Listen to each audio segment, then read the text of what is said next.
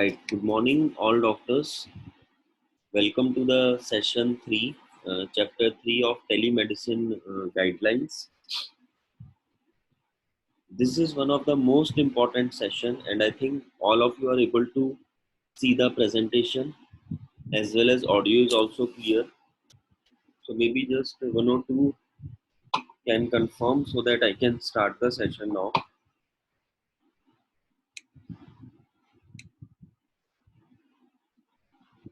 Okay, fine. So let's start the session. Session start करते हैं. It's a lengthy session today. There are several aspects, and this is the main backbone, as I said initially, of the entire guidelines. So today we will be focused more on content because the detailed aspects are there, and accordingly we need to take it forward. इसको समझते हैं आज, and ज़्यादा से ज़्यादा content पे focus करेंगे. So guidelines for telemedicine in India, third section, and I can say one of the most important section. So they are specifically 7 elements consideration is there. So whenever we are using telemedicine, so there are 7 sections or 7 elements in which we need to understand the entire scenario and then we need to take it forward. So that is context is one, identification of ASU, RMP and patient is second, third is mode of communication, fourth is consent, fifth is type of consultation, sixth is patient evaluation, and seventh is patient management. So there are 7 elements or 7 aspects of entire telemedicine consultation scenario or guideline, I can say. Let's understand one by one each section. So the first one is context. So the context is why. The question is why we are doing, but why there is a requirement of doing telemedicine. So telemedicine should be appropriate and sufficient as per context. So what is the context which we need to do? So accordingly we need to decide and we need to take it forward, and as we have understood in the orientation session, we will take that again flowchart we will take again in the subsequent session, maybe in the last session. So we have decided that patient is required, patient is not an emergency case, and we can do the telemedicine on various modes like audio, video, text. So the context was clarified and accordingly we have taken the decision.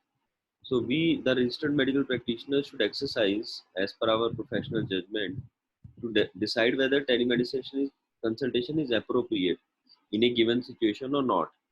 So we should consider whatever the mode of technologies are available. For example, as we have discussed yesterday, so if video call is available and we need to diagnose a skin disease patient and we need to see the aspects in the video call, so that we need to establish and accordingly we need to take it forward. And also the patient is comfortable in uh, doing the telemedicine consultation with us, that we need to also understand and accordingly take it forward with them. Now also it depends on the health condition. So if it is not emergency, as we said initially, it is not that much of complexities there, simple complaint of headache, we can easily handle in the telemedicine mode. But if a patient from diabetes and having diabetic ketoacidosis, so it's a kind of an emergency situation, and accordingly we need to refer them as in-person consultation. So we need to understand the limits of telemedicine, and accordingly we need to decide as per the health condition, as per the uh, status, as per the like disease symptoms or disease condition, that we need to proceed with the telemedicine or not. So accordingly we need to decide and we need to take the decision. That is very, very important. Second aspect is identification of registered medical practitioner and the patient. So both need to identify, both need to know each other's identity. A patient should also know that which doctor he or she is consulting, and doctor also should know that who is the patient. So how the identification will be done? Identification will be done by identifying the name, age, address, email ID, phone number, any registered ID, or any other identification method as deemed appropriate. So all these aspects should be there, and the doctor should ensure that there is a mechanism for a patient to verify the credentials. In fact, it's always advisable that you should ask them to write their name, age, address, email ID, phone number, and also share a copy of any valid registered ID which they can share. So in that way, if you develop this mechanism in all your telemedicine consultations, it will be easy for you. Sometimes we have seen sharing IDs will maybe not, they are not comfortable, or maybe they will not share. So that is fine, that is not mandatory, but still, if possible, we can ask them. But if they are not sharing, that is fine. Otherwise, also we need to identify, and accordingly we need to take it forward. Then for issuing a prescription, we always need to ask the age, and on that context we can seek the age proof. So many times, as I've said, that people are not willing to share the ID, but for the age proof we can say that, see, we need to determine your age and we need to verify, you have to share, and they can share, and maybe they can write that they are sharing for the consultation.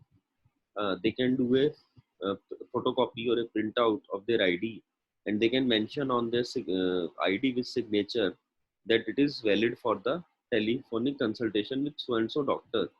If they mention that with the signature on the ID, so that ID will not be misused anywhere else.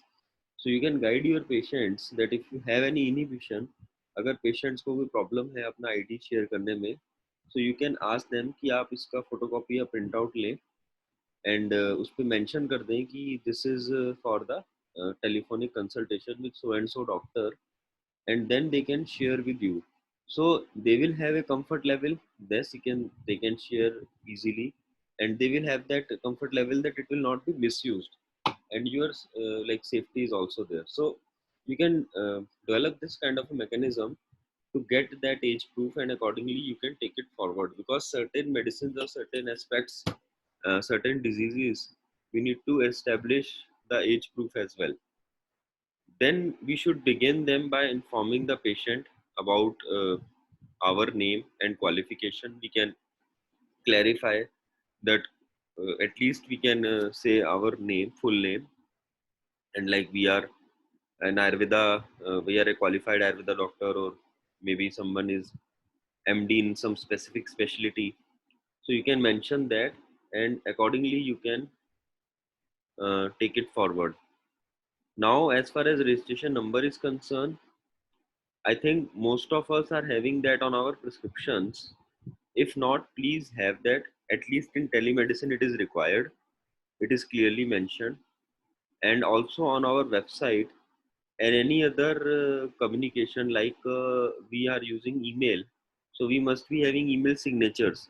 So in the email signatures, whenever we are doing an email to the patient, we can always mention the registration number. Then in WhatsApp, there is a WhatsApp business app. So in WhatsApp business app also we can create that kind of signatures or that kind of a message in which it is going on automation. So we can have our name and our medical registration number along with that.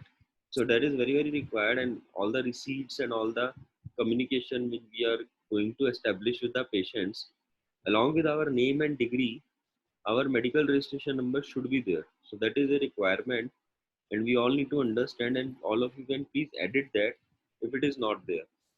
Now there was one question that, see, we have a state number, and some doctors also having the central CCIM number as well. So my request to all of you, state number is primary and essential. Additional to that, whosoever is having the central number, they can write, that is fine. But state is the essential and main number which you have to mention in your respective documents. Now the third aspect is mode of telemedicine. So what kind of mode we can have? So we have already understood, as far as video, audio, and text is concerned, these are the basic three modes. I think in yesterday's session, morning, I have taken the session, and in 9 p.m. Dr. Preeti Bhosle has taken the section. So I think we have tried to cover in detail and many of you were there in either session, either in the morning or night. So I think we all have understood and we all have covered the entire detailed aspects of mode of telemedicine. So we are not repeating that today. So these are the three basic modes, that is video, audio and text, and as per the situation, as per the diagnosis, as per the condition, we can judge and accordingly we can take the respective mode which is possible, right? So I think most of you were there. Any doctor who was not there yesterday in the morning or night session, maybe quickly just type in the chat box. Then I will give you the solution how you can see that session. So any doctor I am asking was not there either in the morning or night session yesterday, as far as the chapter 2 is concerned, and they are here today. Any doctor is there among the participants? I think all of you were there in the morning or night. So no doctor is there till now. No, it's same. Dr. Shiv, it's same. Like if it is morning or night, both are same on a particular day. So if anyone was not there, my request is there are two, three options for you. Right. So what you can do is you can download our mobile application, and after logging in ID and password, I repeat, the creation of profile and updating of profile should be done from the website right now, as we are working on the mobile application. So in the video section, you can refer the videos.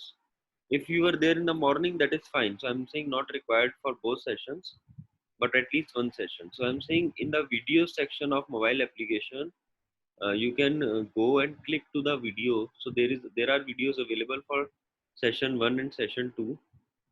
So please refer to those videos.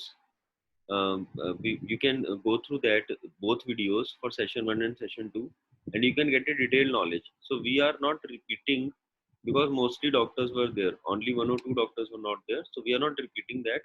Please go through that videos. Now one of the most important aspect, and many doctors have asked in previous sessions, about the consent. So let's discuss about the consent today, because this is one of the very important specific aspect which all of we need to understand, and we need to ensure that it has been followed.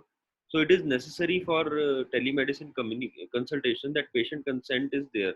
Now it can be of two type, that is implied or explicit. So what do you mean by implied and what do you mean by explicit? Let me clarify that. Implied hota hai and explicit hota hai. So if patient initiates the telemedicine consultation, अगर patient खुद initiate कर रहा है telemedicine consultation, patient खुद आपको call कर रहा है, मैसेज कर रहा है या email कर रहा है, वीडियो कॉल है, ऑडियो कॉल है, अगर वो पेशेंट की तरफ से आती है, एंड इसका मैं आपको सिंपल तरीका बताता हूँ. Like we get queries or we do marketing campaigns, patient keep on asking, and I always ask my staff that fix a session, get them pay the fees first. So after the transfer of the fees, just share my number to the patient and just ask them to call me at this time. I am not calling them; they are calling me. Very important point. I need to under all of you should understand this. Now, if you have staff, you can do this process. If you don't have the staff, again you can always politely ask them to call. Maybe you can just type a message. Please call me at this time. I am available at this time for telephonic consultation. So first of all, the call will be incoming for you, not outgoing. So technically, the patient is calling you, and in that way, the consent is implied. Now, what is implied? Implied means that patient has consented to be consulted by his or her own actions. Like suppose patient is walking in the OPD, so the consent is taken as implied. What do you mean? Like हमारे OPD में patient आता है तो हम अलग से उसका कोई कंसेंट फॉर्म साइन नहीं कराते, हम उसका अलग से कोई कंसेंट डॉक्यूमेंट नहीं करते, हम प्रिस्क्रिप्शन बनाते हैं और उसको ट्रीटमेंट देते हैं. सो एक तरह से अंडरस्टूड है, एक तरह से ये एज्यूम है कि पेशेंट ने इनिशिएट किया कंसल्टेशन, तो वो इम्प्लाइड कंसेंट है, मीन्स वो ऑलरेडी कंसेंट उसकी तरफ से है कि उसको हमारा कंसल्टेशन करना है. The patient is already been agreed and upon that they have to take our consultations. That is known as implied. Second aspect is explicit. I am coming on that, Dr. Singhal. Just wait. I will try to resolve the consent queries on this slide only because this is very important section. Now the explicit consent is, what do you mean by explicit consent? So when a health worker or a caregiver initiates a telemedicine consultation, not the patient directly, so then we need to ask them to get consent from the patient, maybe in email, text, or audio video message, and patient can just simply say in a call, in a video, or audio, and that has to be recorded, by the way, or maybe in the text, that yes, I consent to avail consultation via telemedicine. Yes, I consent to avail consultation via telemedicine. Yes, I agree to take consultation via telemedicine. जी हाँ, मैं agree करता हूँ, मेरे को telemedicine के through doctor so and so से consultation चाहिए. So any simple sentence, any one-liner sentence is sufficient as per the guidelines. Simple communication in simple words, and that has to be recorded. Now that is very important. And my suggestion to all of you is, although they have mentioned that if patient has initiated the consultation, then also it's not required. But in our practice, what we have started now is, after these guidelines, we have started taking and we have started asking them to just type this line whenever they are communicating to us. And the best method is when they are paying the consultation fee. So along with the consultation fee, screenshot our process is, whenever they pay us the consultation fee in the Paytm or the account transfer, so they share a screenshot with us, generally with my staff. So I have given this line to my staff that whenever they will share the screenshot with you, just ask them to mention this line, that yes, I consent to avail consultation via telemedicine. So that is the simple line they are writing. We have just copy pasted the line from the guidelines, which is there in the inverted commas. I think, let me put my cursor. This is the line. So we have copied this entire exact line, and we are doing this in this as well, in this section of implied. Although guidelines is saying not required, you just need to take consent when patient, caregiver, or health worker is there. But we are doing additional, just to ensure proper legality and proper documentation in our favor if anything will go wrong. So my request to all of you, you can do that. They are not saying, or they are not asking you not to do. So that is the thing which we need to understand, and accordingly we need to follow. So I think consent aspect is clear with all the doctors, and there were some aspects in initial sessions and they want some clarification. This is very simple.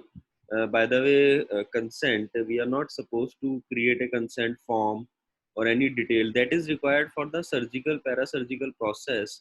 Like if you have panchkarma centers, if you have parasurgical procedures to be done, simple minor operations, surgeries, these kind of gynecological procedures, so these kind of things need a consent form, a proper consent form to be signed. But here right now it's just a simple line which we need to understand, and accordingly we need to take it forward. Okay, so Dr. Singhal, how you can document the documentation is very simple. For example, a patient is writing this line on WhatsApp, so you can have a screenshot and you can save that, or you can export the chat also. If it is in email, then you can always save that email. If it is in audio, you can always record the audio call and save that in your records. If it is in video, you can always record the video calls and save in your records. So anything is there, you can just record that, you can just ensure that you have a copy of that, and accordingly you can save that, right? Now the next part is exchange of information. So how the exchange of information is going on and what kind of exchange of information will be going on, let's understand that. So we need to ensure that sufficient medical information about the patient condition is with us. Very important point. We all need to understand whatever the patient information, it can be history, examination, it can be some investigation reports, past record, discharge summary if they have been hospitalized. So it can be anything, but we need to first of all gather that to review. So generally what we do is we ask them to share all the relevant documents on email prior to any tele medicine consultation, because email is easy for us to recall and to save and to manage. However, sometimes for minor conditions, for minor issues, if they don't have that much of document, just maybe one report or one or two document, they can share on WhatsApp also. That is fine. Generally, for complicated cases or for lengthy documents, we prefer email. But if they just have one or two documents, so maybe not any document, just condition to discuss and explain, then that is fine. They can share on WhatsApp also, and we can save that one or two documents in their records. So, for example, they just have a one ultrasonography report and they have determined that they have this renal calculi. We deal many patients of renal calculi, so they are having pain, and just one report which determines that they have some so of so like maybe 4 5 or sometimes 8 to 10 more than that of renal calculi, and that is there. That's it. So they share that on the WhatsApp, the report, and then we can save that report, and accordingly we can ask them the questions. So that has to be supplemented in the conversation, that whatever the documents they have shared, and if we feel that information is inadequate, we can ask for the additional information as well. Like whenever sometimes we have seen that patient have shared the ultrasonography report, like for example, in the cases of gynecological issues like PCOD, ovarian cyst, and all.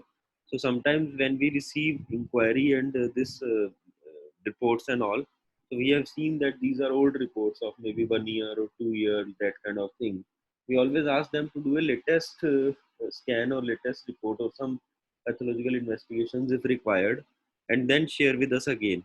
So so that accordingly we can determine and take it forward in terms of their exact condition, current condition is concerned. So I request all of you the process should be like this. First you ask the existing documents, existing information, review that, have a call, understand the aspects, and still if you need some more information and more relevant reports, latest reports, always ask them to do that, and they will come back to you on that scenario. So that process you can follow as far as sharing of information is concerned, and it has to be like they can share on email, or so all these laboratory and radiological tests they can share, and accordingly then maybe we can pause the consultation and ask them to again reschedule whenever they have the latest information or latest reports are concerned. So we can give them the health education or maybe some counseling initially, and then the final diagnosis will be done after the complete set of reports or documents are like shared. Again, as telemedicine, we have said that we can't do physical examination and all other aspects. So they have their own limitation as far as telemedicine is concerned. So if we feel that in any condition physical examination is required, we can always ask them to in-person consultation. If they are nearby to our clinic, they can visit us, or maybe they can go to any other doctor. What happens is sometimes I deal with many patients in other cities and maybe in other countries sometimes. So it's not always possible for the patient to come in person. So what I do is let me share my experience, and that is also fine, and that can also help all of you. So we generally ask that if certain kinds of physical examination is required and to be checked, so we ask them to go to the nearby physician. And as we are dealing with several gynecological aspects, so I ask them to check with the nearby gynecologist and day doctor and get the entire examination, and then share the findings and aspects on with us on telemedicine consultation format, and then again it will be considered as an additional information, and then we can take it forward with them as far as the diagnosis concerned. Please keep on posting your queries, as today's session is a bit lengthy, so let me complete the session and then I will be able to answer the query. But yes, please continue, please keep on posting your queries. So that is one scenario in which we can say, and accordingly we can take it forward. Now, as we all understood that we can do video consultation with the patient, we can again, as I said, examination of already I mentioned that any other doctor can examine or any health worker can examine, and then that report or that examination information can be shared with us. And but if it is not possible, then finally the in-person consultation. So we can decide, okay, we can do video consultation, we can get help from other doctor or healthcare person for the examination, and then if still not possible and we have to do the in-person consultation, it is advisable. So again, the information may vary, and we need to, as per the different medical conditions, we need to decide and we need to take it forward. We all should maintain all records like case history, investigation reports, images, etc. So try to create folders, try to create sections in your respective laptop and desktop, and save, maybe date wise you can say, maybe patient name folders you can create. So for each patient there can be separate folders, and you can save this information, because this is very very required when you take the follow up and after a few months. So you'll not be able to understand and you'll not be able to recall unless or until you have not have that information with you. Now in this context, some softwares and some patient management systems play an important role in terms of managing your entire data, entire patient data. So there are several softwares available in the market right now. Few are getting offered free of cost by some platforms, which I always resist, and I always advise all the doctors not to do that, because whenever you are getting something free, the legality and the liabilities are tweeted, and your data is at risk. We will have a separate session on patient management software, and we will let you know how and why it is risky. So always pay nominal charges to any patient management software, because then your legality is being protected. And also some nominal platforms are having international securities these days, and they are available in India as far as the patient confidentiality data is concerned. So that is also very very important and significant. And many platforms are also using our data and also misusing our data, and projecting our data in their marketing pitches to their investors and to their like associates, or maybe some companies which they are associated. So I have seen many times these practices being followed. So we need to ensure that, and a simple line is there: if we are not paying anything and if something is free, we are the price. You need to understand, for any data, if something is being offered us as free, and if we are not paying anything, we are the price or our data is the price. That is simple fundamental of life. So we need to understand that as a professionals, and we need to take it forward. This is a very sensitive issue, by the way, and a very sensitive information. Please ensure that you are not getting exploited, and you are not getting used by any so-called platforms for Ayurveda doctors or for Ayurveda professionals, and you will be just part of their marketing or maybe projections. That is not acceptable.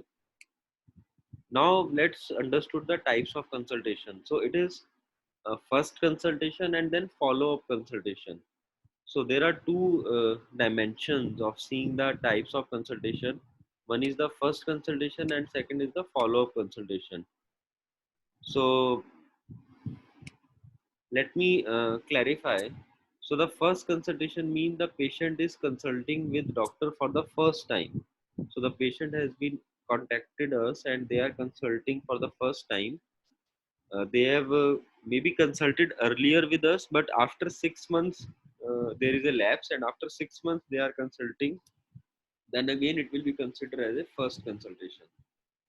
And then patient has consulted us earlier for any other health condition, but now they are consulting for any other health condition, for a different health condition. Then also it will be considered as a first consultation. So if somebody is consulting us first time, if somebody is consulting us after 6 months, if somebody is consulting us for a different health condition as compared to the previous one, so these are known as the first consultation. Now, follow up. So what do you mean by follow up?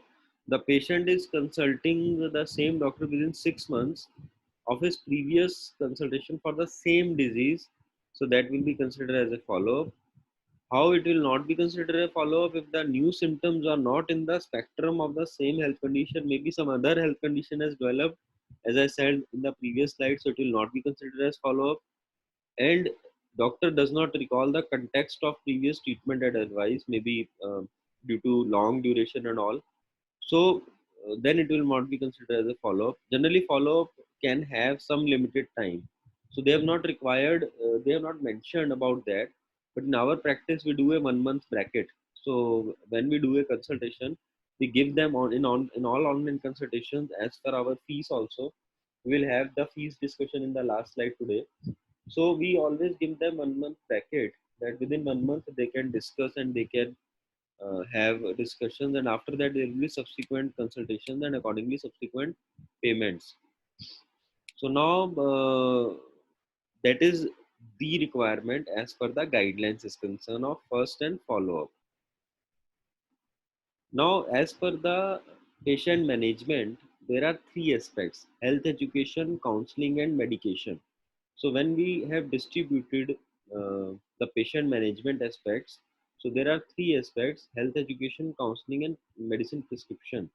So when we have seen that condition can be appropriately managed by telemedicine, we have decided that we can manage this via telemedicine.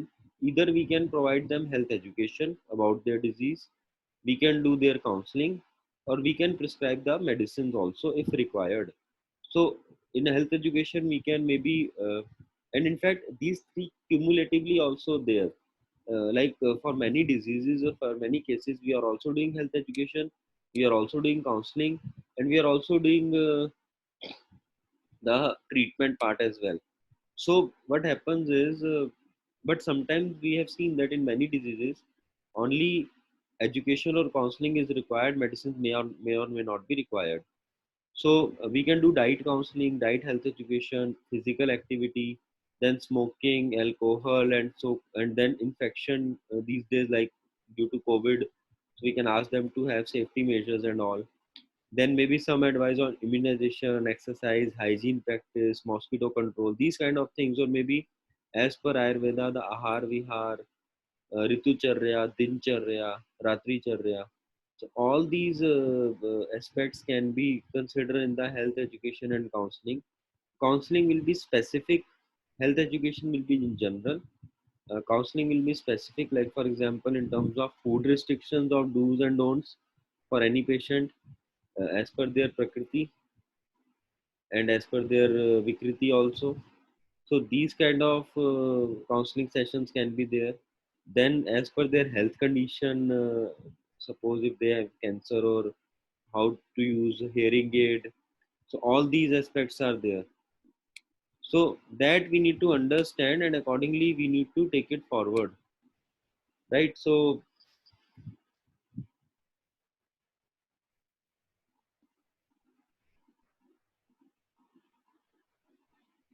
one doctor is mentioning that maybe they are not able to listen, or audio and visible is not there. I just got one message. I think we are fine today as far as our audio and presentation is concerned. Just let me get back to the session. I don't know, maybe uh, right. I think we are fine. I think clarity is there as far as audio and video is like this presentation is concerned. So maybe they have not connected. Let me see that. Okay, so maybe they have not connected adequately. Maybe they are at a wrong session. No problem. They can have the recording after that. Right. So I was saying that see, as far as disease, health condition, and scenarios, we can decide which kind of education and counseling we need to provide. And finally, the medications, as per their medical condition, we can prescribe medicines. We can entail the same details. If there is a particular protocol, we can reveal to them. Then we can accordingly, as per their indication, we can prepare their prescription. We can have personal formulation. It's clearly written, it was mentioned, it was discussed from few doctors, that can we prescribe our own medicine, our own personal permutation and combination of अपने formulas बनाते हैं, अपने mixtures बनाते हैं, multiple medicine को मिला के कोई पुड़िया देता है, कोई टैबलेट्स फॉर्म में देता है. So all these are allowed, all these are fine, and they have clearly mentioned that personal formulations of mixing some ingredients will be allowed. However, it is mandatory for doctors to disclose all the ingredients. Very, very important point, and this was a question. It was there that one doctor asked in, I think, yesterday's session. So what we need to do is, like for example, generally I have seen in our college practice, also in our clinic practice, also we have implement this.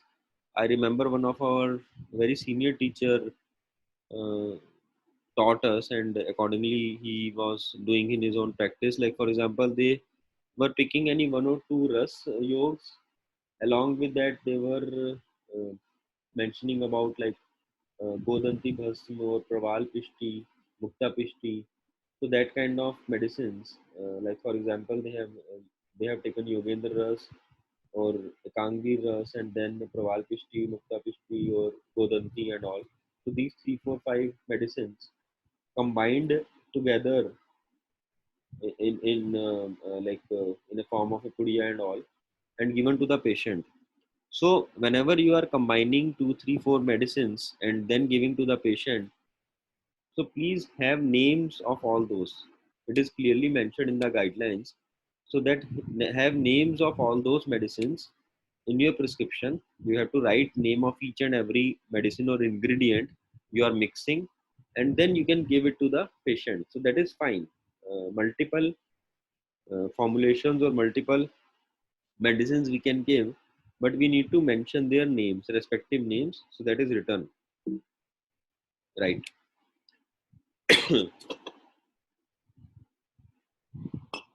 Now manufacturing is related to the state.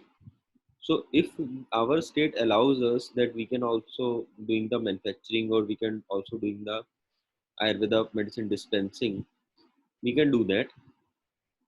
Also, many doctors have mentioned and asked about the allopathic thing. So if your particular state is allowing you to practice allopathic, being an Ayurveda doctor, you can do that. However, prescribing without an appropriate diagnosis is not considered as a good professional conduct, and it will be considered as a professional misconduct. So you need to understand that as per the regulations, it's just the mode which we are changing. It's just the tool which we are changing right now, but the legalities will be same. Legalities will be as per the in-person consultation, and accordingly we need to take it forward. Now there are some specific restrictions. There are some certain limitations as far as doing online consultation or telemedicine consultation, and there are some category of medicines which they have mentioned that we are not supposed to prescribe in the telemedicine mode. And what are those medicines? Those are like containing vish dravyas, poisonous substances, including any narcotic and psychotropic substance. So please refer to the list of Narcotic Drugs and Psychotropic Substances Act 1985, and do not prescribe those medicines having vish dravyas, poisonous substances. You can refer to the list. If need any help, do let us know. We will try to upload that list in our mobile application very soon. We will be doing that maybe today or tomorrow, and we will update. You will not get the push notification. So my request to all of you is, see, when you download the mobile application, just log in and activate that, and we will sharing the push notifications with you for all the informations and aspects we will be sharing. So you will get that information, and then you can maybe go to the mobile app and to the respective session to check that. So we'll be doing this. We'll be uploading this list very soon. Now, whenever we have prescribed the medicine, so we have to issue the prescription as well. Very, very important point. Many doctors have asked previously. So we are supposed to issue a prescription also. And generally what we do is we scan. We can share the photo as well. We can do a scan, or a digital copy can be there, e-prescription, and we can send them through email, WhatsApp, or any other mode of communication. So generally what we do is, there are 2 3 ways of doing this. One is either again have a good e telemedicine platform, that is one. Still, right now if you have prescriptions, so what I do personally is I prefer, right now we are working on the software implementation. We already implemented, we will be starting soon. However, simultaneously what we are doing is we are writing the prescriptions on the paper prescription. We are doing a scanning. A simple cam scanner app can help you in this. So by cam scanner app you can get a very good scanning quality, because in photos generally we are not getting good quality and blurred can be there. And also for records, cam scanner can create PDF files and all, so we can save easily and we can keep record easily as well. And patients also will get a very clear copy of the prescription, and accordingly they can read and check that information which you have mentioned. So have a scan copy, get a scan copy of prescription and send them to your patients. Always have patient name, age, gender, date, and some information like weight, and have diagnosis. Like you are writing a general prescription, in that way you should write an online prescription as well with all the maximum possible details. Definitely will not be able to count the pulse or BP or these kind of vital parameters which we are doing, or maybe some Ayurvedic diagnosis, parikshaएं, which we will not be able to do in telemedicine in online. But we need to understand and accordingly we need to take it forward, right? So that is very important, and accordingly we need to share. So the sharing of prescription is mandatory. The sharing of prescription is mandatory. Please ensure that you are sharing. Or if you are transmitting the prescription directly to a pharmacy, so the consent of patient should be there. Very very important point. इसको समझते हैं, ये बहुत important point है, इसको समझें. और these days there are so many online sites and so many telemedicine portals. We will have a separate session on telemedicine portals. अभी ये कैसे हमारे को किल कर रहा है. All of you are ayurveda doctors ना, सो कैसे हमारी प्रैक्टिस को किल करता है, how we are getting affected by these telemedicine portals. अभी समझते हैं इसको. Let's understand this. And for especially those portals जहाँ पर they have positioned Ayurveda medicine in their stores with a discount also. In fact, many portals started by saying that we are only for doctors, we are only selling for doctors. But now, on one side on their website, they are doing telemedicine, and on the same website, they are selling medicines as well with a discount of 15%, 20% as well. And they are killing our each and one of us right now. How? See, what happens is when patient contact you through that telemedicine portal and you have done a consultation, now immediately that prescription will go to the product section or the pharma section, or maybe it will not go, it will only go when patient will consent. But if suppose patient is not consenting, they need the um, prescription only, still they are able to see the products, or sites will also push, or mobile application will all start pushing their products to them, that once you will do the telemedicine consultation. Now if Ayurveda medicines are being sold online with a good discounts, with a heavy discounts, they intend to, they will not either taking from us, or our business model will be destroyed. So the ideal scenario or the ideal business model is those websites having only consultation. They are not selling medicines. Point number one. Second, if they are selling medicines, they are selling at either on MRP or at a very nominal discount, maybe 5 or maximum 10%, not more than that. Because see, in Ayurveda, in good quality medicines, the discounts are 25, 30, 35%, not more than that we are getting.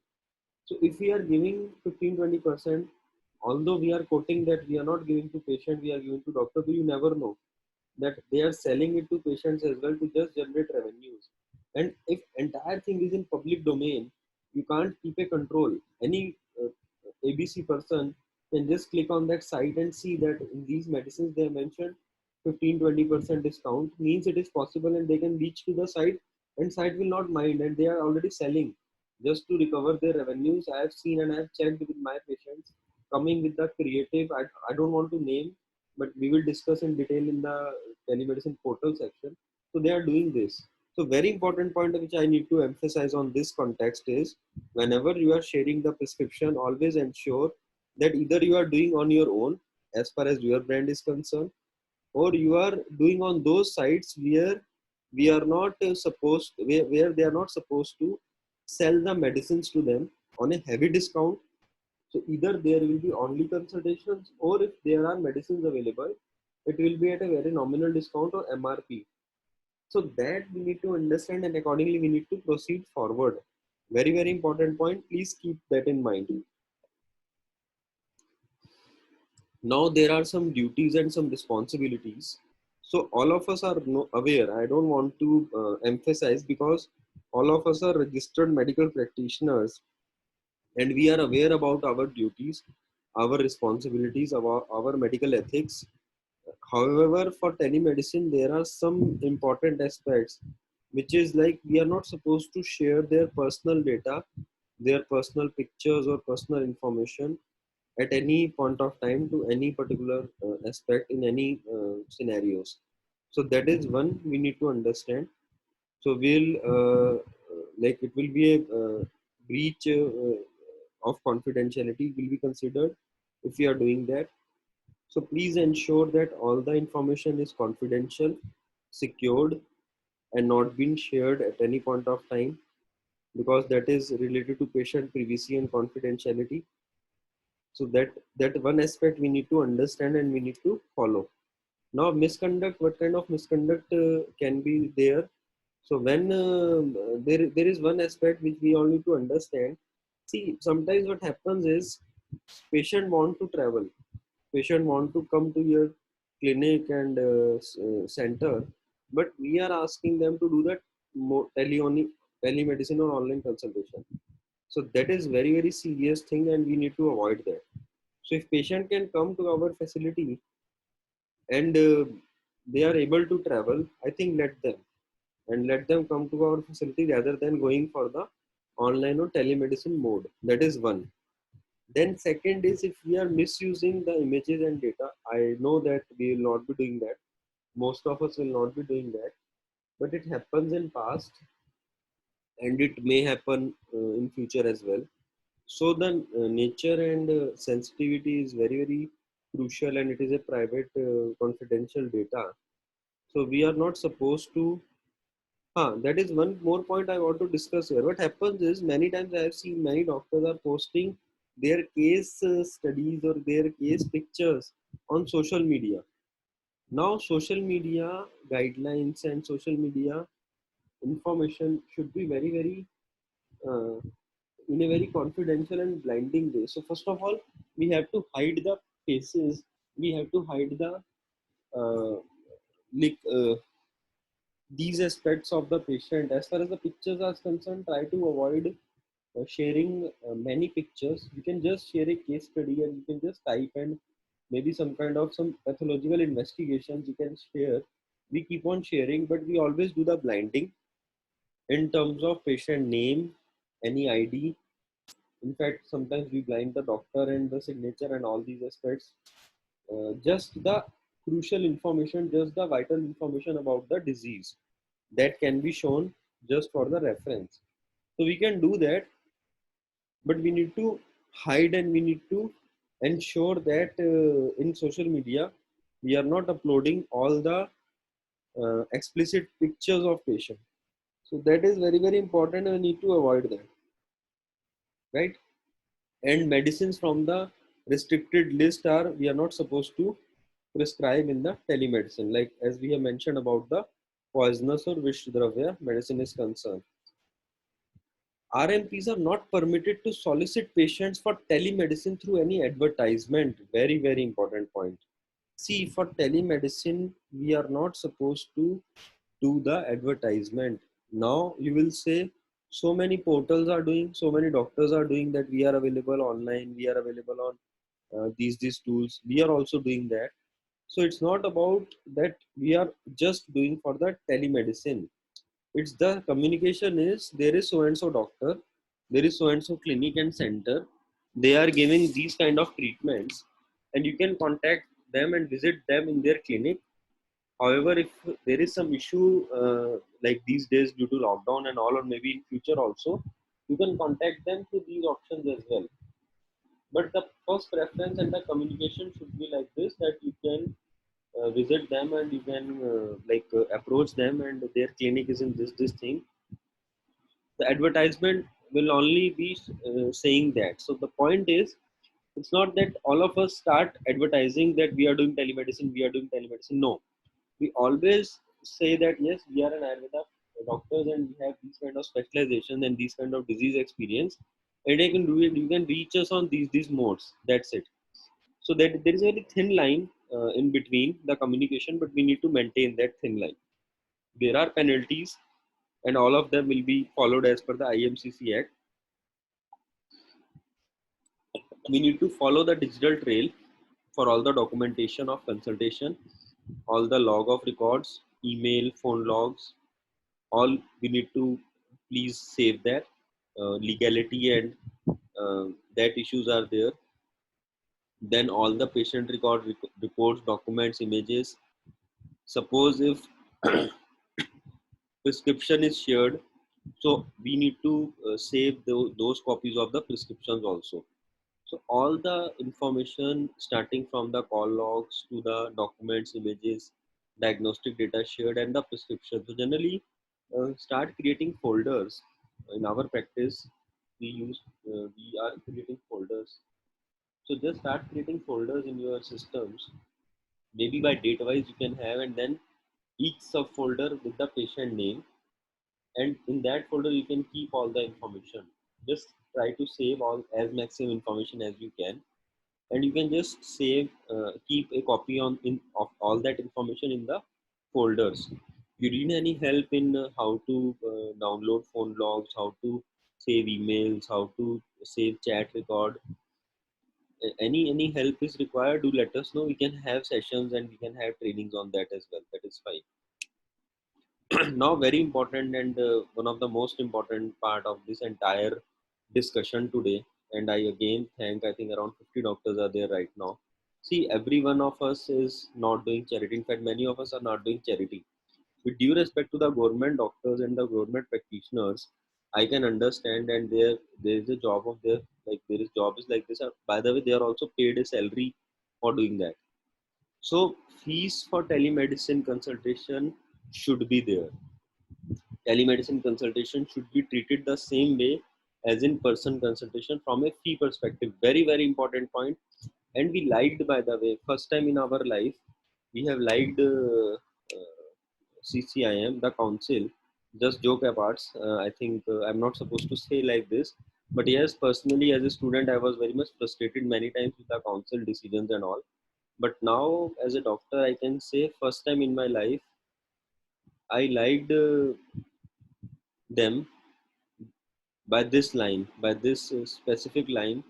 I personally have a higher respect now for the council, because they have mentioned clearly that the in-person consultation and the telemedicine consultation are equivalent.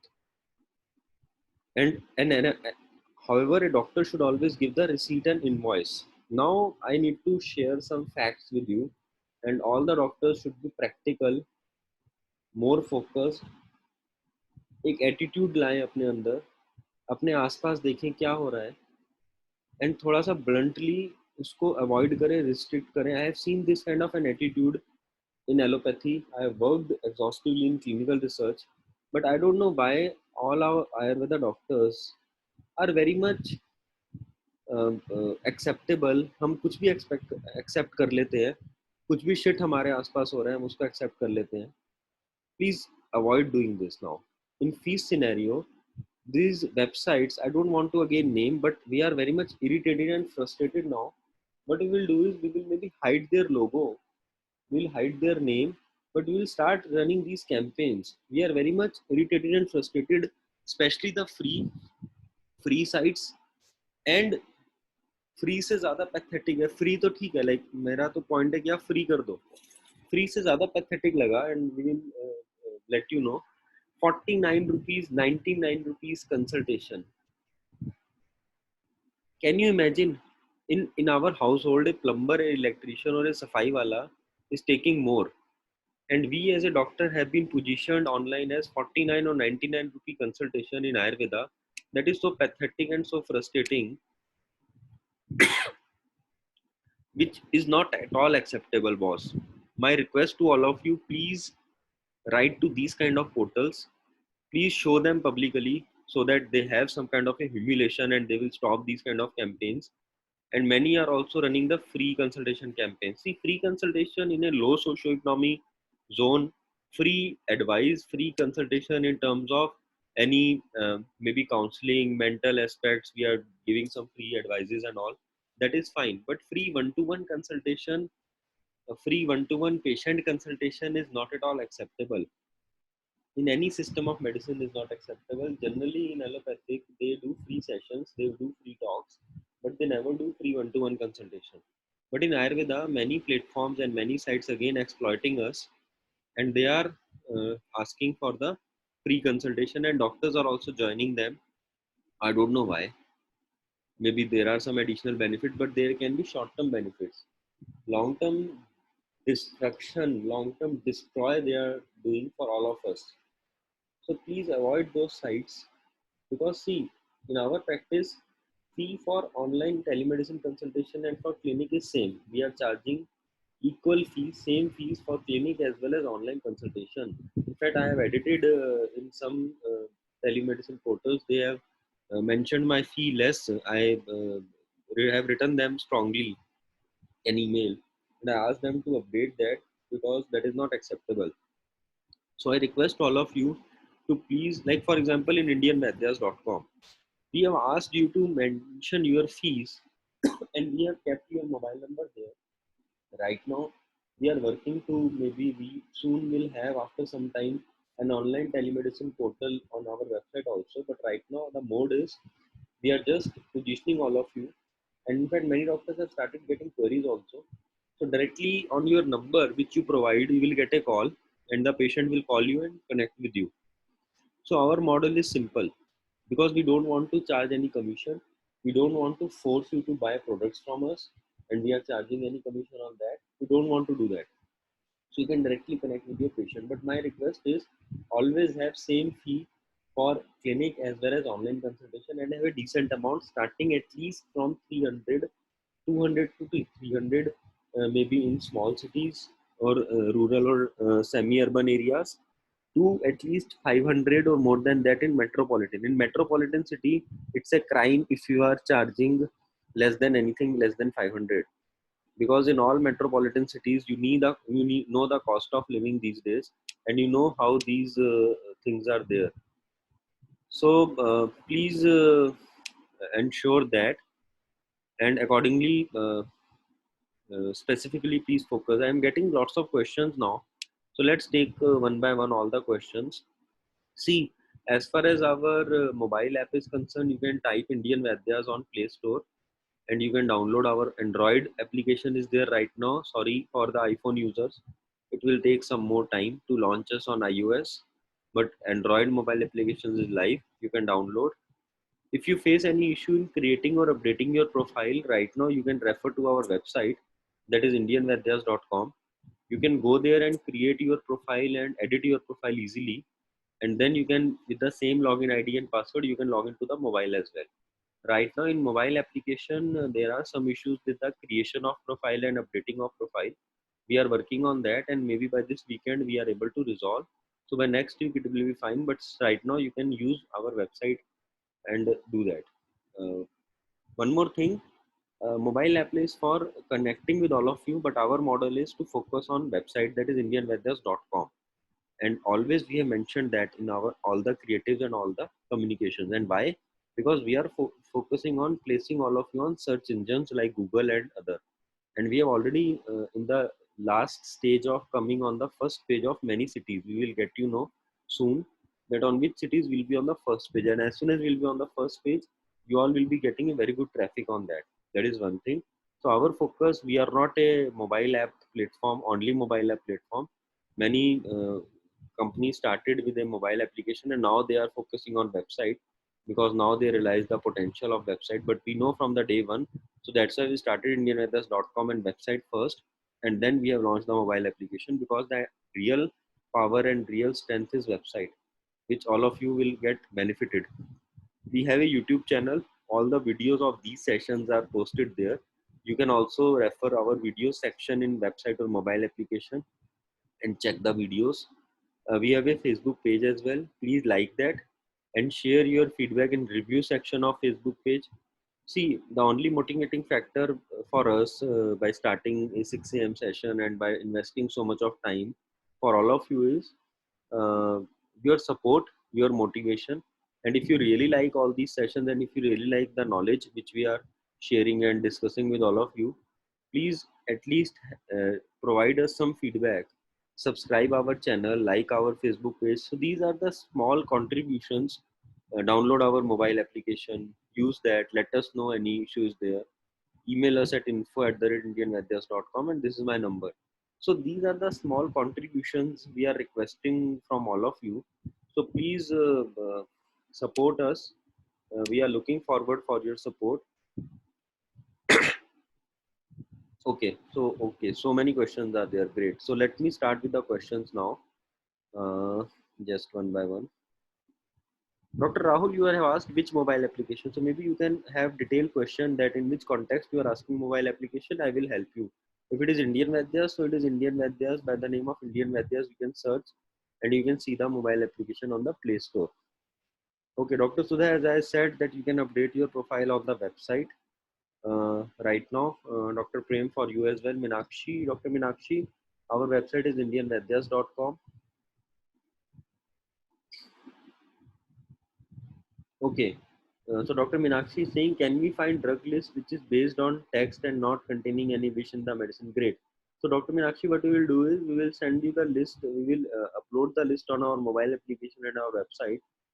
The drugs which we are not supposed to prescribe in telemedicine, and all of you can refer to that list. We will do that. We are in the process and we will do that. We'll be doing that soon. Okay. Yes, so Dr. Singhal, we can do the screenshot. The question is how we can document during telemedicine so that the screenshot to be kept in record, the consent statement from patient, right? So the consent you can document either, for example, they are writing on WhatsApp, so you can have a screenshot of that chat. If they're writing on email, you can save that email. If they're writing on SMS, you can again save that SMS or maybe the screenshot of the SMS. So these are the tools in which you can save. Dr. Sudha Sharma is asking how to take past history of the patient on telemedicine. See, Dr. Sudha, we need to understand that history as we are taking in our clinics, the same procedure we can follow on the telemedicine tool as well. So you can create your own forms, you can create your own sections which you can ask them to fill, or maybe in the live call you can quickly ask the information and update in your prescription or in your documents. So the way you are doing in your clinic, the same way you can do on the telemedicine as well. Yes, so we can ask to fill a form. Absolutely right, Dr. Asha. We can do that as well.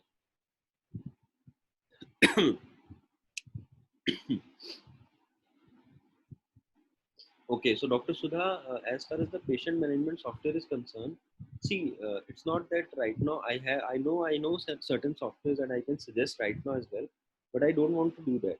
What we will be doing is, see, our first aim is to complete these guidelines, and after these guidelines, we have several sessions. We will be doing regular sessions on patient management software on online portals.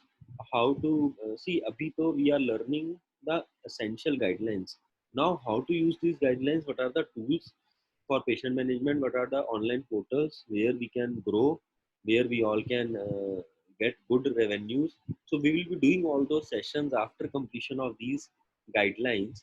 So you will get to know, just have some patience for a few days, maybe by next week, we'll be starting that. And then first you understand the modalities, first you understand the checklist, and you can always then decide. Brands can be many, brands are so many.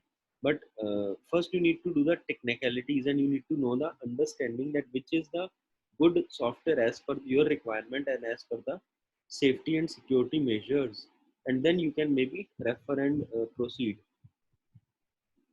Okay, so how much time we should keep? Time is not clear, Dr. Shivram. The question is how much time we should keep save the patient records. So they have not mentioned anywhere right now. So that is not clear right now. So, however, we generally are keeping all the records right now. So you can keep maybe for some years. Let's wait for more clarification on this. They have not mentioned. They have written that they will be updating us on this. Dr. Vandana, yes, our all training sessions are available on our website. When you will go in the video section, you can check that we will be uploading all the videos in our YouTube channel. Also, all the videos are available. So you can either go to our mobile application, our website, or our YouTube channel. You can go there. So, Dr. Ipsita, softwares are many. There will be one-time fee. There are monthly and yearly subscriptions as well. So, as per the modalities and as per the requirements, you can refer and pay. However, always have a paid version. Always have a nominal amount to be paid to ensure that legalities are intact.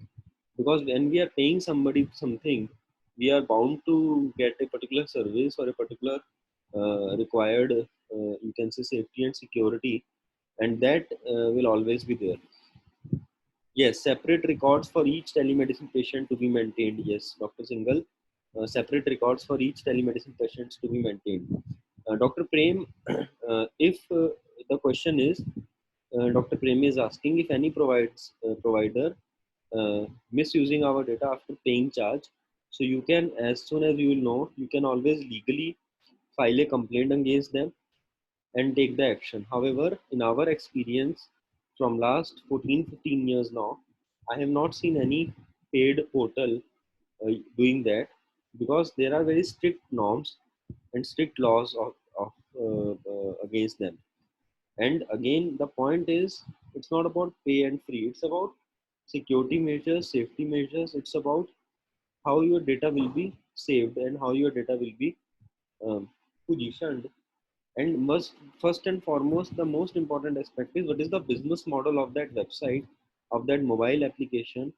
What is the business model? And if the business model is they are just offering everything free of cost, and in that they are building up their data, and that data has been positioned to their various investors, and they are getting huge investments on that, then there is a risk. Maybe they will not share the specific patient data of yours, but they will share in general, and they will share some crucial information about all of you. That is also very risky.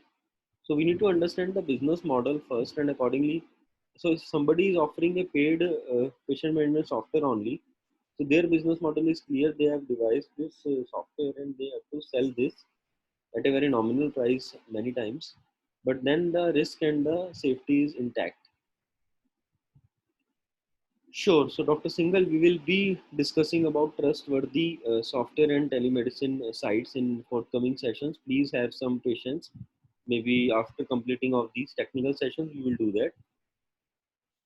Okay. So, Dr. Swati Tyagi is asking, is there any time limit telemedicine consultation? First or follow up? Lets the patient keep taking more and more time. Okay, time limit. Fine, fine, fine. Okay, understood. So sometimes what happens is you're absolutely right. Many times in the call or in the video or audio call, the calls can go lengthy also. So generally, what we do is we keep see the first consultation should always be a bit exhaustive. So at least in telemedicine consultation, online consultation, we need to give them 20 to 30 minutes. For the first 30 minutes at least should be there, so that we can have an understanding in detail. They have to explain, they have to talk, and they have to discuss about their issues. We need to get the crucial information. Then maybe follow up can be done in 10 to 15 minutes maximum, not more than that. So generally these are the timelines, but some international patients, by the way, some international patients are paying good amount in dollars. They seek at least 1 hour, 45 minutes to 1 hour, and they need to, they are more in terms of talking. They are more in terms of discussing exhaustively.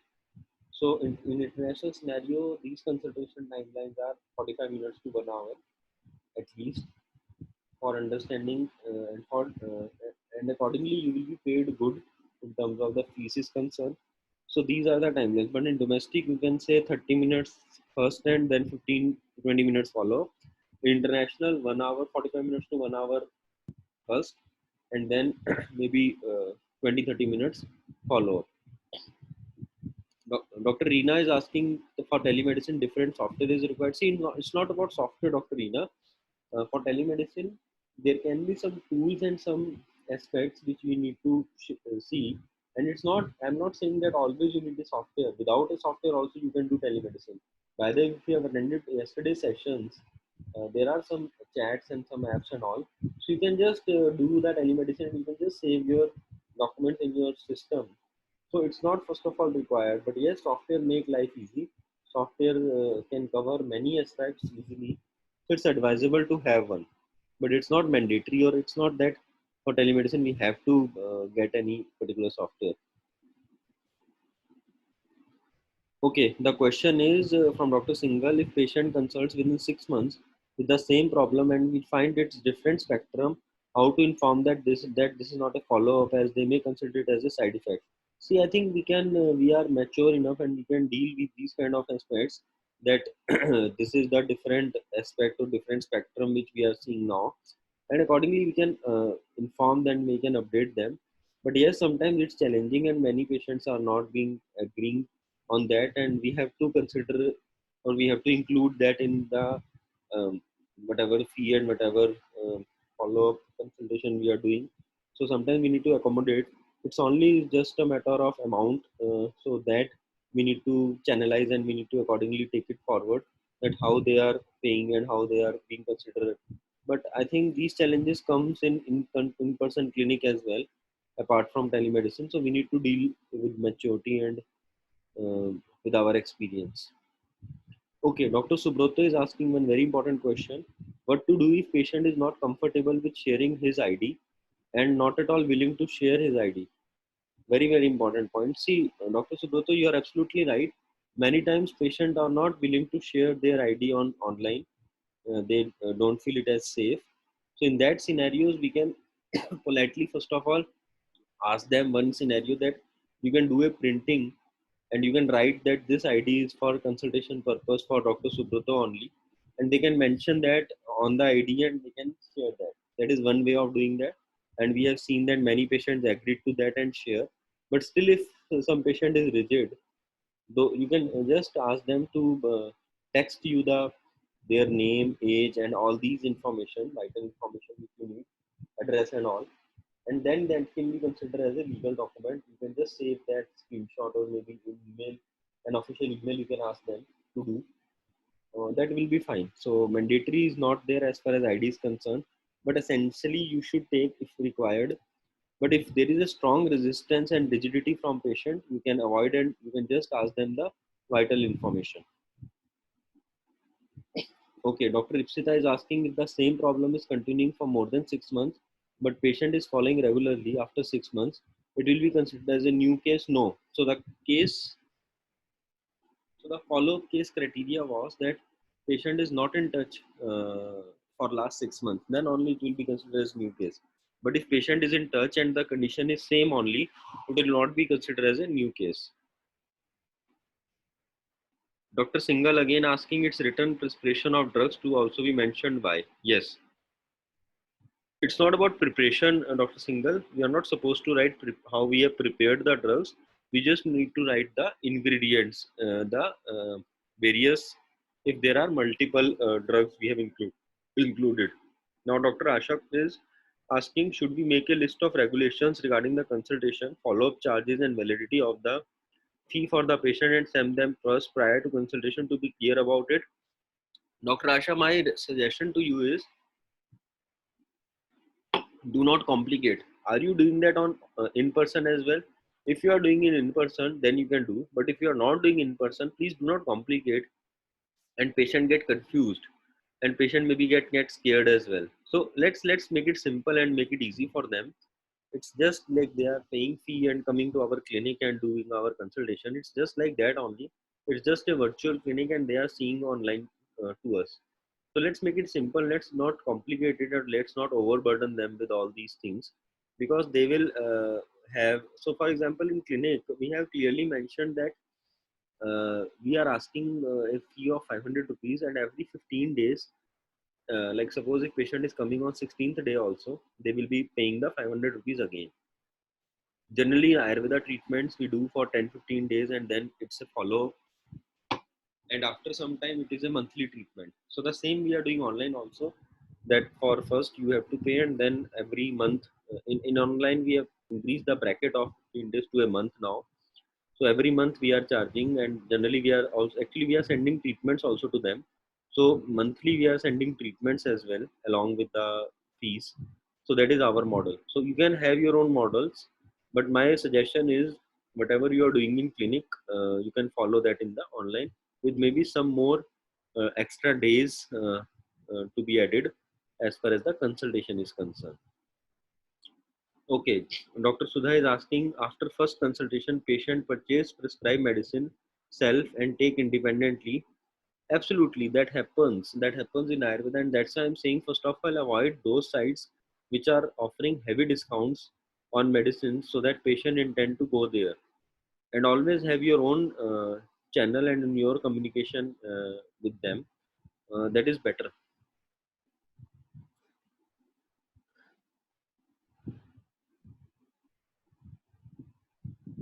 Okay, Dr. Reena is saying, sir, if we share before and after pics of treatment, is it okay, or it comes in confidential data?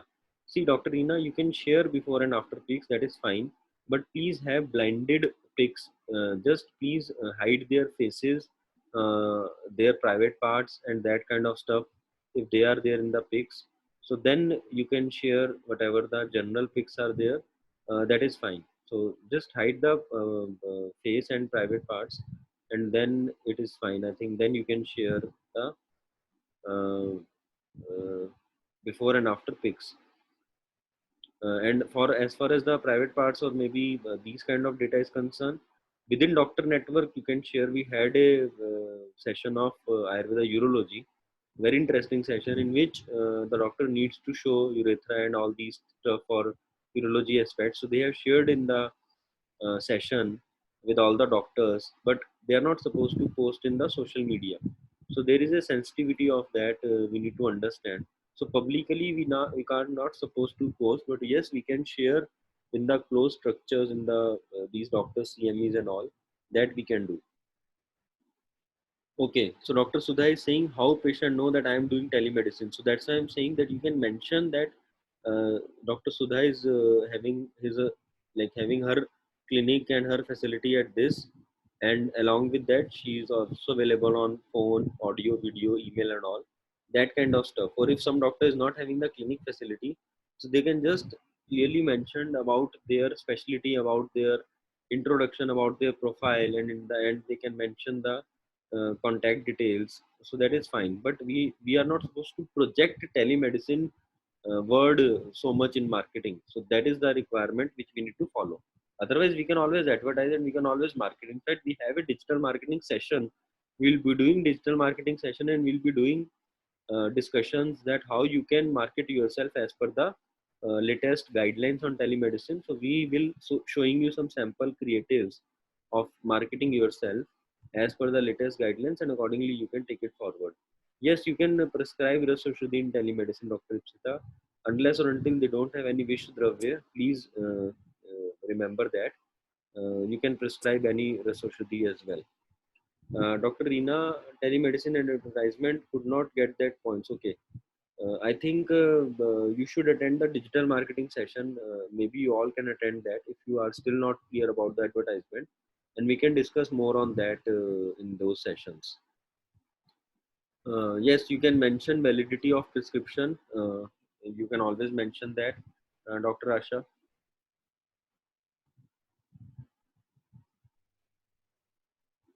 Okay, Dr. Rajkumar, you are saying that consultation fee in your site, consultation fee you have mentioned in rupees, but unable to upload in dollar or pounds. I think some amendment in your site. Absolutely agree, Dr. Rajkumar. See, right now, our focus in India, we have not launched a global edition right now. So please have some patience. I completely understand your concern and you may be focusing the international. However, we are getting traffic from 50 countries. So what happens is when we launch the global edition of our website, automatically suppose the person sitting in US will see your fees in dollars. So that technology can help us. So we are not launching the global edition right now. Maybe after few months we'll be launching that. So as soon as we launch the global edition, you will have that feature that in any particular country your fees will be seen as a currency of that country only. So don't worry, we will do that. But right now, our focus in India. So we are just mentioning the INR option right now. Dr. Shivram, you have mentioned about a brand that they are doing consultation. I agree with you. Many brands are doing free consultation. That's absolutely fine. But the brand you have mentioned in the chat is already seen as a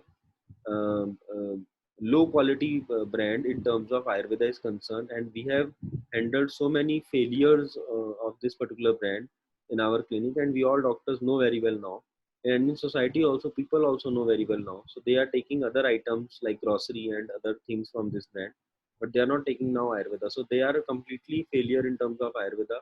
I don't want to name this brand or any other further comments on this, but all of us know. And as far as my city and my area is concerned, I got I got in fact daily few failures of Ayurveda from this particular brand. That always ensure that in society they are considered as failure as far as Ayurveda is concerned, and that's fine. And that helps us in fact many times. So it's again, in fact, for us it's an advantage that if you are a good practitioner in Ayurveda and these kind of failures are coming to you, so it's there to they have to lose anything, we are at gain. So that is fine, completely fine. Still I am saying there are so many other portals and uh, websites which are offering free or consultation in 49.99 rupees, that kind of stuff, that need to be immediately banned or maybe boycotted by the Ayurveda fraternity. That is very very important. I think time limit we have already discussed. So yeah, absolutely right, Dr. Ipsita. You can't give multiple reviews in the Indian Vaidya's review Facebook page. In any Facebook page, you can't give multiple reviews, but you can always give comments in the creatives. You can always give comments in the YouTube videos. So that option is available. Please do that. Okay, so Dr. Chaitanya is asking how we can grow our business on telemedicine, what manner we have to advertise to avoid complication. Please take separate discussion on it. How we place advertising unless we did not do any advertising. See, you are absolutely right, and let me clarify. They have mentioned not to advertise telemedicine word, but they are not saying not to advertise yourself. So, Dr. Chaitanya, we will be definitely doing a session dedicatedly on this. We are getting so many queries. So after completion of these technical sessions, there will be a session on digital marketing for Ayurveda doctors as per the council guidelines. We'll be doing that. So how to take consent? Dr. Munish is asking how to take consent in case patient is in remote village and illiterate. So see, what happens is Dr. Munish and relatives in Delhi want to take opinion. Okay, so at least you can establish a voice call, and in the voice call they can say that yes, I authorize this relative and I am interested in taking treatment on phone in any vernacular language, in any local language. You can do that, so that is fine. Yes, we can charge. Dr. Minakshi is asking, can we charge for follow-up also? Can the fees be same as follow-up?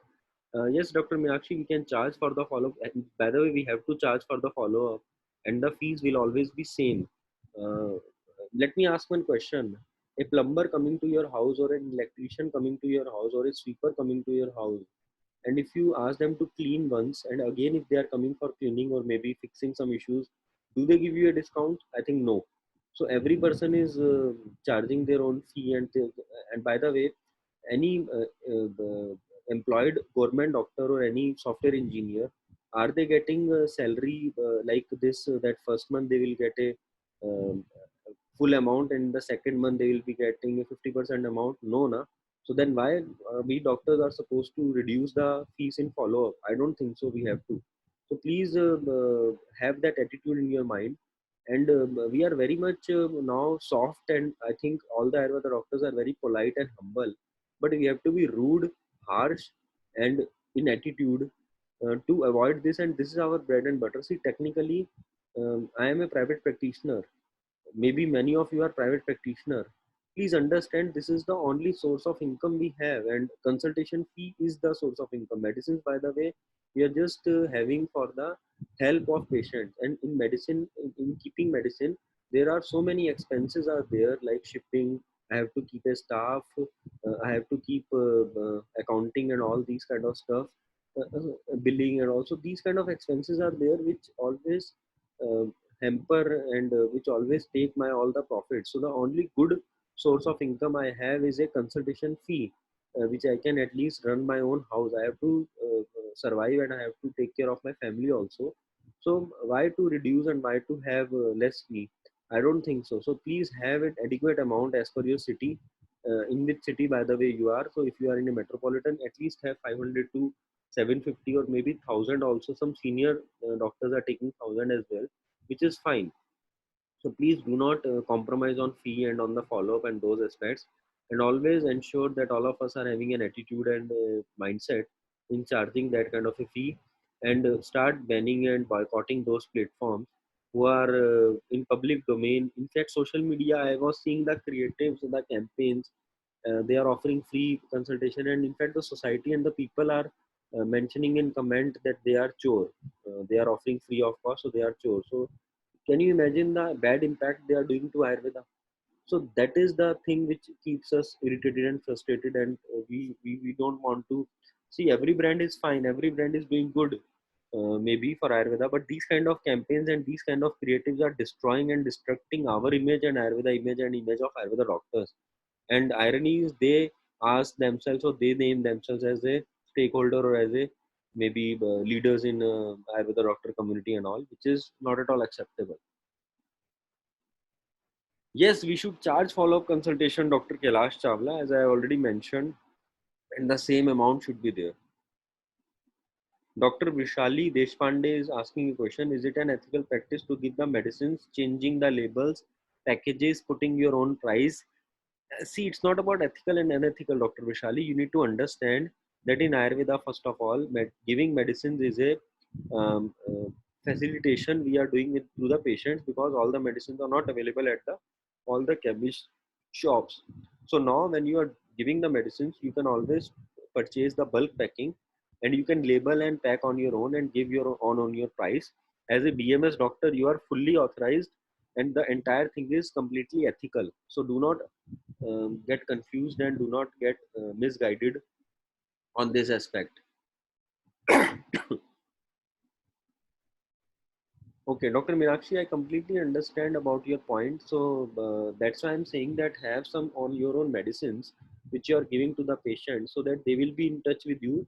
The question is that patient take medicine independently and they are not connecting to the doctors after the first consultation. You are absolutely right.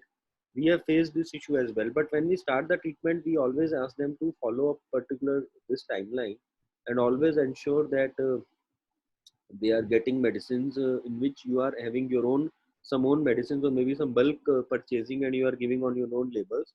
So they are taking the medicines from you only. But yes, some patients are like this, and it's in all pathy. In allopathic also, I've seen patient carrying the diabetes or hypertension prescription for years and taking medicines only from the chemist shop. They are not going to the doctors. So this happens in all the pathies. That is fine. Dr. Vishali is saying, I have seen Vaidyas giving Kashayams also, changing the packing and labels and making money out of it. See, unless or until they are keeping the name intact, they are just changing from the bulk packing to the retail packing, that is fine. But if we are changing the name as per the ingredient, or they are having a different name, that is unethical, that we are not supposed to do. See, again, Dr. Prem, I don't want to quote any brand here. So if any brand is giving free consultation, that is fine as per their business model. But again, I am saying that this entire free consultation thing hampers Ayurveda and hampered Ayurveda a lot, especially the Ayurveda doctors a lot. So let's start avoiding these brands and avoiding these companies, to ensure that our image is intact.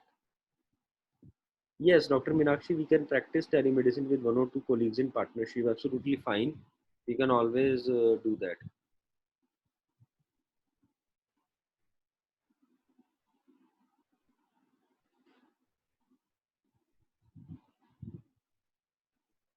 Okay, so as far as content and other details, Dr. Vishali, we can mention on the label also. That is fine. We can mention that.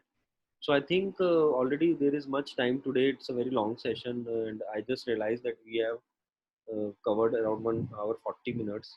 So thank you so much, all the doctors, for joining us today. And I tried to answer all the questions and all the queries. So thank you so much for joining today. Thank you so much for attending the session. I think hopefully we clarified all the queries of yours today, and we will be uploading the entire video on our YouTube channel, and you will get the link on mobile application and website. And we have just 2 more sessions left. I am very excited to share this, that after 2 more sessions you all can attempt the assessment and you all can be the certified telemedicine professionals. We are very much pleased and happy to understand that, and I appreciate all of you on joining at 6 a.m. in the morning for these sessions, as because during the daytimes we have other aspects and other like clinics are also open and that kind of stuff, so we only get time in this slot. So I thank you all of you for having this support and understanding. By the way, you all can have a 9 p.m. session with Dr. Preeti today on the same topic, and you can also refer your senior juniors and colleagues as well. And do not forget to download our mobile application, and please share your inputs also. And also give us ratings on the Play Store as well as on the other aspects. Thank you so much and have a good day and have a great weekend ahead as well. Enjoy with your family. Stay safe. Thanks. We definitely will have a session tomorrow also. It's Sunday, but our session is on tomorrow as well. So please join us tomorrow for the fourth chapter. Thank you.